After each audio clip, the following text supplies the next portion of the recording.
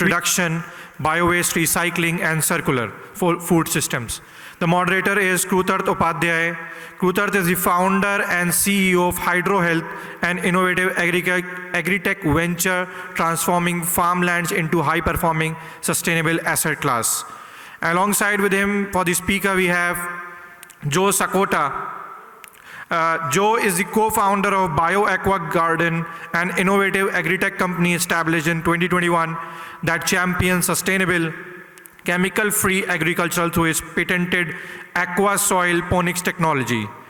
Alongside Joe, we also have Thea Isabella Otto. Thea is the dynamic leader and sustainability advocate with a strong focus on vertical farming and sustainable food systems. As the founder of Women in CE, a thriving network of over 200 female professionals. Alongside with them, we also have Mr. Amit Grover, who is the founder and managing partner of Grover Company and CEO of Grover Impact Ventures with 26 years of experience. Please give them a huge round of applause.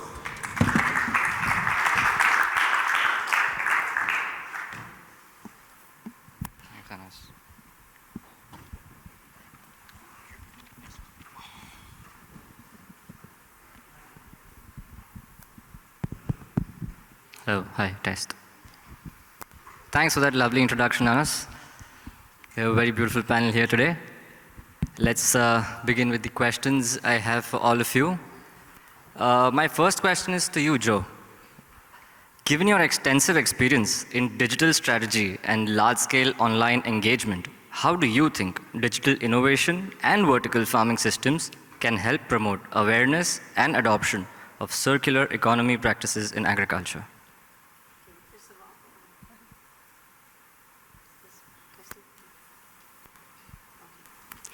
Testing? Yeah, okay. So thanks for having me here, and I really appreciate the fact that you asked me to be on this panel. Well, basically, we are a company that does circular economy by using our circular machine. So basically, that's for one thing. We have a circular model where we do everything recycling. So obviously, a circular economy equals recycling. So basically what we do is our operations is we have a new category where it's aquasoilponics. So we use aquaculture, we use compost soil, and we also use our technology.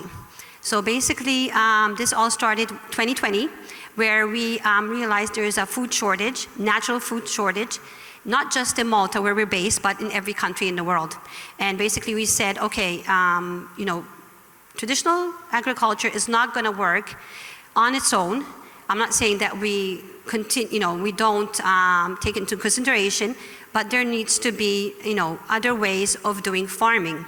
Now the thing is that with vertical farming, you can call us vertical, although we're more circular.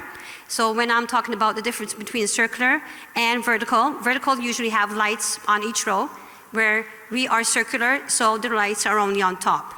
So also our innovation, and others, there's others as well, but let's say with our innovation, we recycle water, so 90% less water, 90% less energy. Well, actually, we are really energy saving because that's important. We recycle soil and we recycle land. Apart from that, we recycle aquaculture. So when you have technology where they use also aquaculture, this is very important. So we're not about just growing vegetables, but we're also about the fish. So you have, you know, two very important elements, and fruit, of course. So when we're talking about circular economy, we're also talking about social circularity, because you need to basically, you know, implement in communities, in education, because we do this as well. We are very, very, you know, keen on doing this, educating the young generation. So circular economy needs to be educated, because the young generation don't know, especially agriculture. They think it's very hard. It's, labor intense. It doesn't tackle new job descriptions. Well, that's not true, because with vertical farming, agriculture, agri-technology, that's what we are. We also want to educate the young generation, so we don't take away jobs of the farmers, but we actually improve in what they do. So when we're talking about vertical farming and agri-tech, you're also thinking about new job titles like science, technology, there is agronomist, there is so many different fields that one can tackle with the new generation of farming. Apart from that, I can tell you something that what I always say, there is no economy without food and natural food. So we can talk about economy, circular economy all we want, but without food, there is no economy, because obviously the workforce has to eat, and without food, natural food, we have no economy. And I don't believe that the new way of processing food, which is all full of chemicals and plastics, is the new way to go, because there's no nutrient, there's nothing in these foods that is natural. So it's basically going to change our DNA as we know it, and it will be horrendous if this is what we depend on, is processed or 3D meats and fruits. Thank you. Thanks for such a detailed answer. Thank you. That brings me to my next question. From a business and branding perspective, what strategies can agri-companies use to make sustainability and waste reduction not just an ethical choice, but a profitable one? Similar to how you've driven profitability through digital optimization, how is the funding process, and is it easy to access? So basically, digital is easy to access, but it depends. You need humans as well. This is very important. So it's not about digitalization. There has to be the human aspect of it. So for example, what we do is we have just the IoT, where it just, it just basically takes data and it helps in other aspects, but we still depend on the human aspect, and we also depend on recycling of this food and being profitable. So the way we do it, and lots of other people can do it, is when you have waste, what we call waste, first of all, in our system there is no waste, because we grow so much, and it's still, sort of taken by the market, because we are a bio-organic. So there is a difference between bio and organic, so people don't know this. So bio is basically when you have fruits and vegetables that are nurturized, they have the nutrients from fish feces. Now, it depends on what you eat, feed the fish. Whereas in organic, you can use a bit of chemicals, you get manure from animals that you don't know what they're being fed. Where in our systems, there is no waste, because what happens is our water from the fish feces goes to the plant soaks up just as much, they actually clean the water that goes back to the fish, okay, and we recycle the energy. Basically, we don't even need the solar panels that supposedly most vertical farms need, because we use really minimum, so 30 cents per day per machine. So we're talking really minimum. And recycling the water, because the water goes back to the fish, back to the plants. If there was any chemicals, the fish and the plants would die. So basically what we're saying is there are ways not to have waste. Let's say there are overproduction of vegetables or fruits. You can actually dehydrate them and ground them into powder.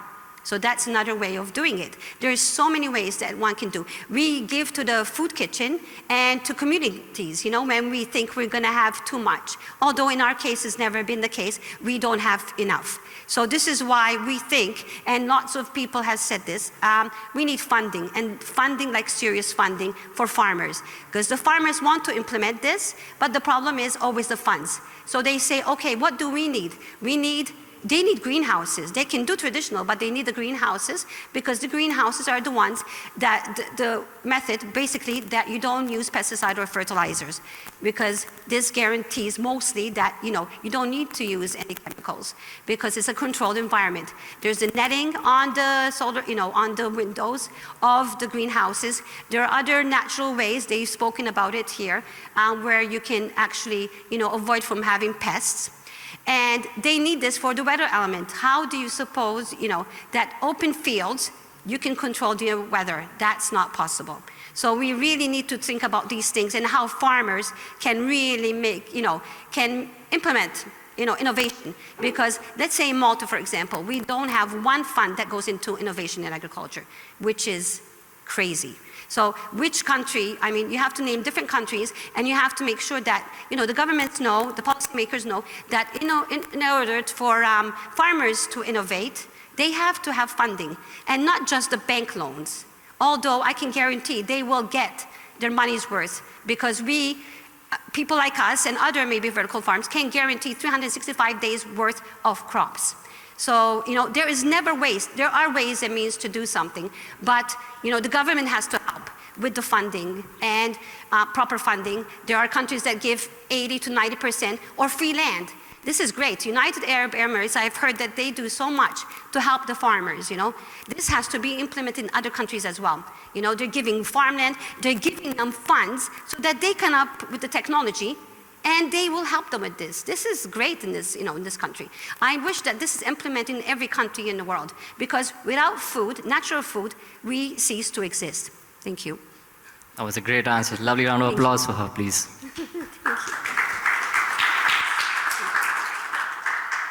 Moving to my next speaker, Amit Grover. Hi, Amit. Amit is the founder and managing partner of Grover & Company and CEO at Grover Impact Ventures, with over 26 years of experience across marketing, management, consulting, and venture capital. An MBA graduate from Victoria University of Wellington, New Zealand, he has held senior roles at ITC Limited, Lavazza Coffee, and Pernod Ricard, and serves on multiple boards and mentoring platforms in the UAE. Amit, first question to you is, as an IP specialist for over 2 decades, how can innovation and intellectual property help accelerate the adoption of circular agriculture in the UAE, specifically to decrease food waste, recycle bio-waste, and create sustainable value? Thank you for the question. I think before I answer this question, it'll be good to understand the context that I'm answering this from. So I come from New Zealand, I'm a Kiwi, and we are quite advanced in agriculture. For those of you who know what New Zealand is all about, Grover & Company, the company that I run for the last 21 years, has been working in the field of intellectual property across 7 countries in the world that also acts as technology transfer hubs.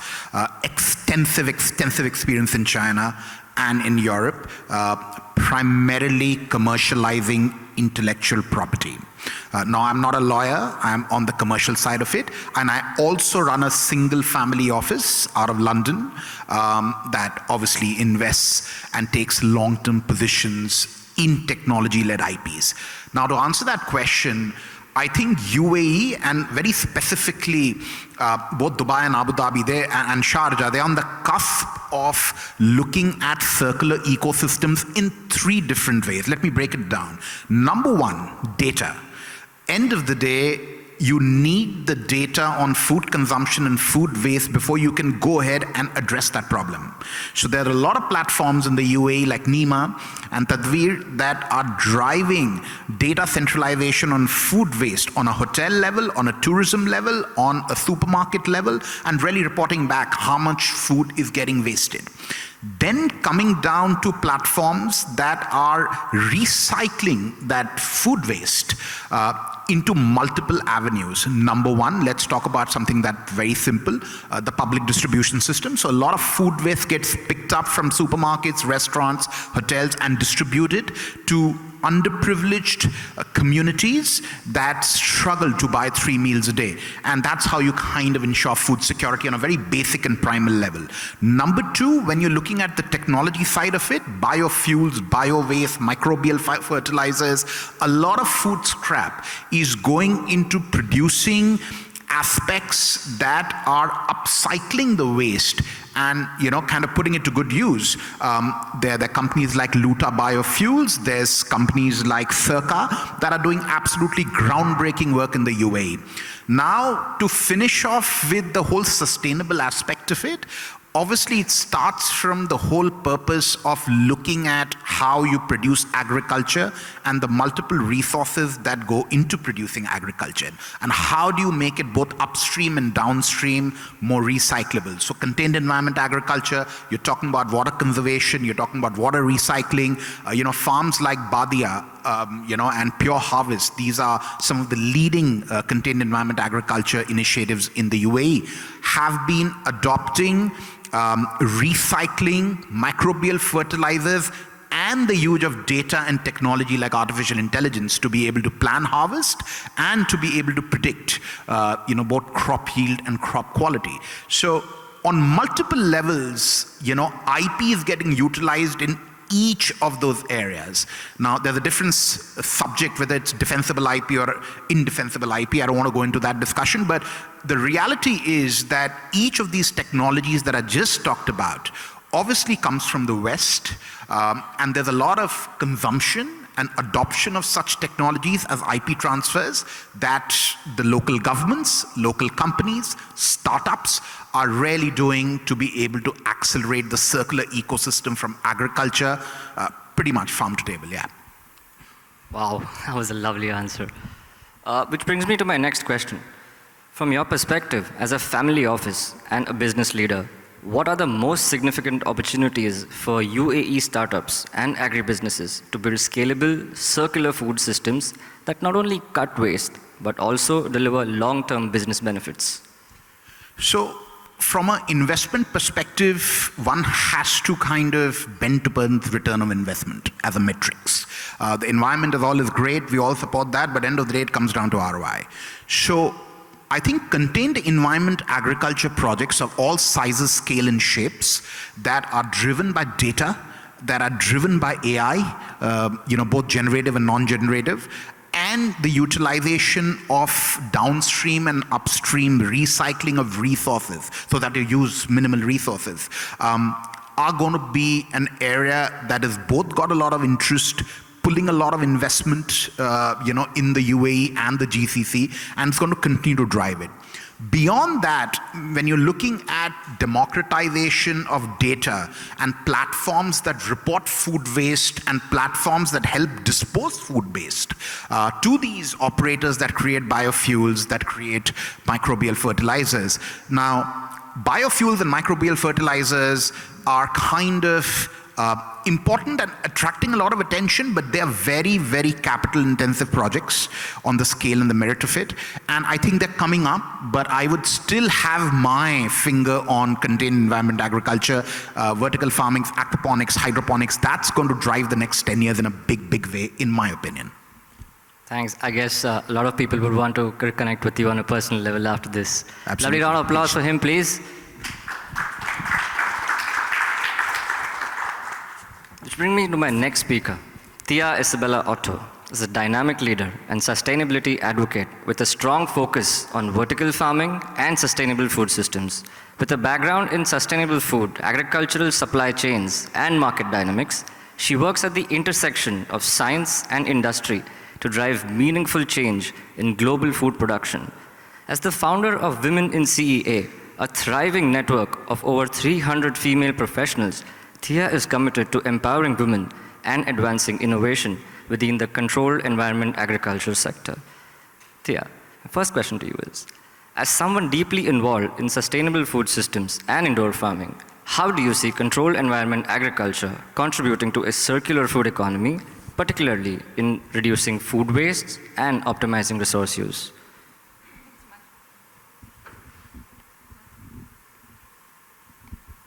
Hi. Thanks so much for having me today.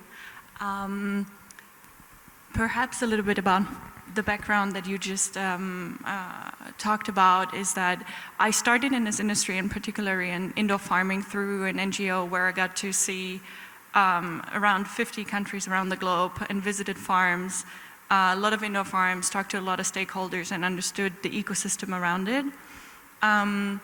And I've always been actually passionate about the whole circular economy aspect that you just raised your question around.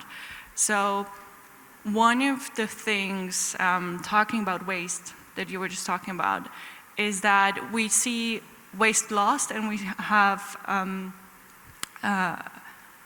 so we have food waste and we have food loss.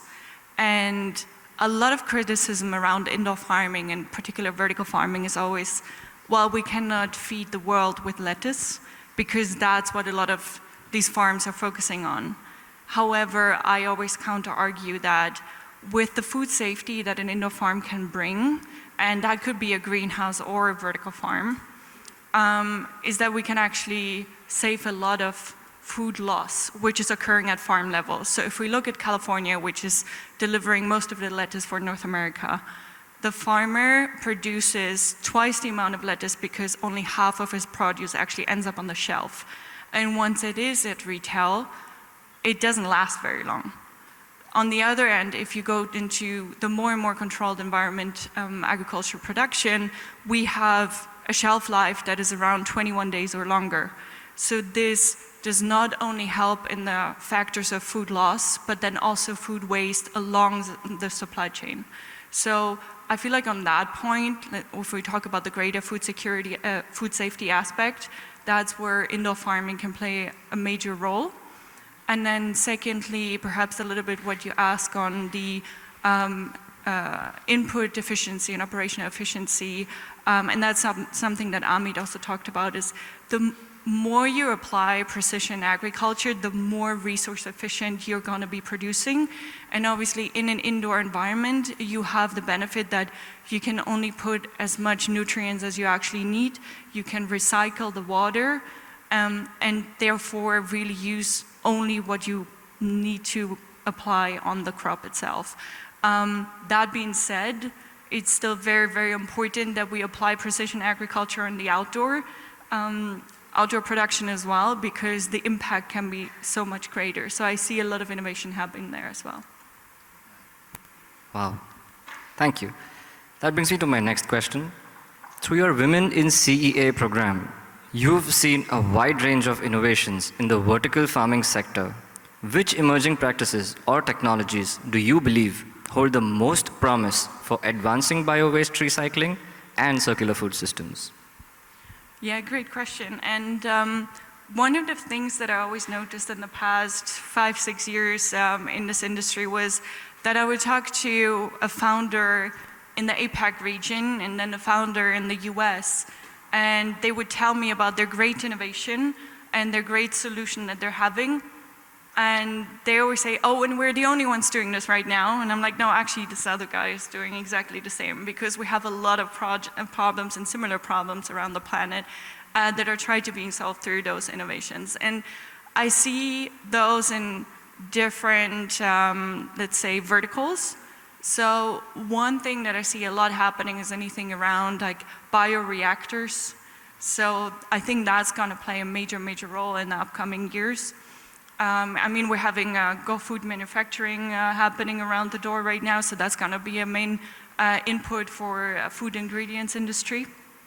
But we're also still figuring out a little bit around the scalability with that one.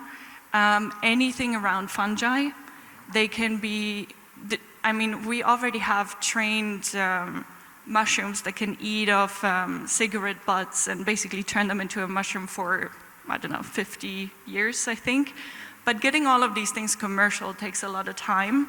And then also having the pressure that, I think for a lot of time we could still work the status quo, but we're getting to a point where we really have to apply certain types of solutions, and the pressures are getting a lot greater to actually act upon that, given on your comment that you made in the beginning. And then obviously, like Amit was saying, everything around data. I think we have a lot of data points, like he mentioned, like around food loss, food waste, on retail level, on hospitality level, all those things. The question is, how do we leverage that data correctly? What data points are actually important? Which ones are redundant? And how can we use them in the most beneficial way for the greater sustainable future, if you want to say so? Right, rightly said. You know, commercialization right now is completely dependent on policies and how the leaders of the nations want to make it happen for the farmers out there. That being said, this is the end of the panel, and I hope you guys had a great time. Lovely round of applause for our third speaker as well.